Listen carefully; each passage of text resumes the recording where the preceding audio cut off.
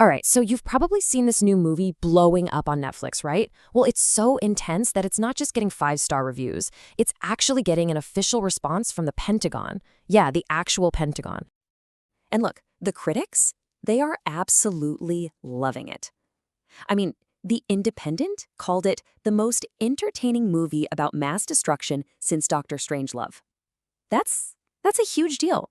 We're talking about a thriller that had everybody glued to their screens, heart-pounding stuff. But then, this drops. A super formal statement from the US Pentagon saying the movie does not reflect the views or priorities of this administration. Wait, what? A government agency is publicly calling out a Netflix movie? Okay, now things are getting wild. So yeah, that's the giant question, isn't it? What is going on here? Why is a fictional movie getting this kind of attention from, one of the most powerful defense organizations in the world? Let's get into it. Okay, if you're in a hurry, here's the 30-second version. There's this super realistic new thriller, right? And it's being accused of getting a huge fact wrong about America's defense capabilities. And the government is really not happy about it. But trust me, the devil is in the details. So to really get why there's this big blow up, we gotta talk about the movie itself. Let's dive into what House of Dynamite is all about.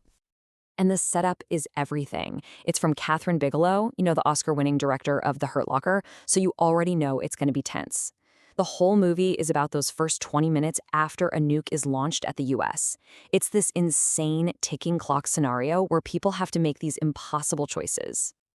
And check out how fast this whole thing exploded. On October 16th, get this, before the movie was even out, the Pentagon was already writing memos about it. Then it drops on Netflix on the 24th, becomes a huge hit, and bam! Just 3 days later, the news breaks about the Pentagon statement, and just like that, it's a massive public argument. So what exactly was the Pentagon's problem? What was the one detail that made them go public like this? Let's pinpoint it. It all comes down to one single scene. Right in the middle of all the chaos, the defense secretary turns and drops this bomb.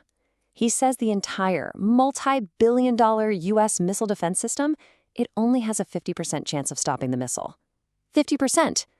That's literally a coin flip for the survival of millions of people. And that one line is the heart of the entire conflict.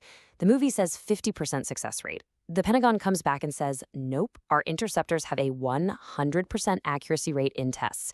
I mean, the difference between 50 and 100% isn't just a number. It's everything. Just let that sink in for a second. 50%. The movie paints this picture where our best, most advanced defense system is a total toss-up. It's a number that's designed to give you chills, to create pure dread. But then you get the Pentagon's number, 100%. They're saying that in testing, their system has a perfect record. Their message could not be clearer. Our shield works, period. Don't listen to Hollywood. Okay, so how can these two numbers be so completely different? How can one side say 50 and the other say 100? This is where things get a little more complicated. Let's dig into the debate. So what's the story from each side? Well, the filmmakers say they wanted to be independent and didn't consult the government directly.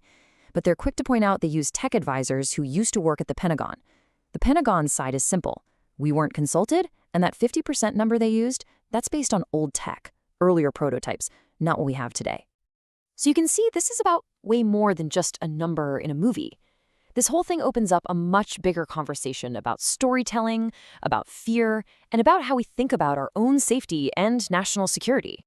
And this is why it really matters. It shows you just how powerful a really good movie can be in shaping what people believe is real. It makes you ask, where's the line between telling a dramatic story and being factually accurate? Especially when you're talking about something this important. Like, what is Hollywood's responsibility here? Because let's be real, no matter who's right about the percentages, you can't deny the movie's impact. A former White House aide said it best. It scares the bejesus out of people. And that kind of fear, that's powerful. It can change public opinion in a big way, which is exactly why the Pentagon decided they couldn't just stay quiet. Okay, let's bring it all home. What's the bottom line in this crazy showdown between Hollywood and the military? So a movie that was just supposed to be a blockbuster thriller ended up starting a huge real-world debate. A debate about facts, fiction, and the technology that's supposed to keep us safe. It really leaves you with a big question, right? In a world of hyper-realistic entertainment, who do you believe when it comes to something this important? And just like that, you're fully in the loop.